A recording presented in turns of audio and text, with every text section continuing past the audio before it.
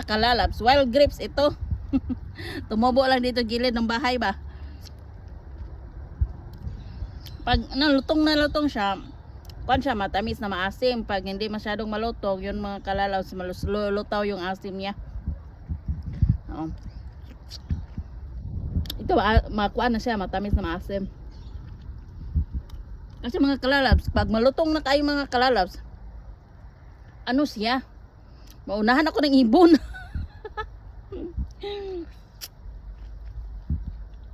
Pero ako mahilig talaga ako sa maasim kaya ang dami nga kalalabs. Sino yung mahilig sa maasim na grapes?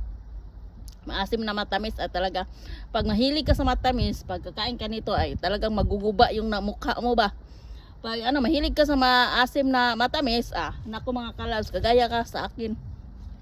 Hindi maguguba yung naong mo.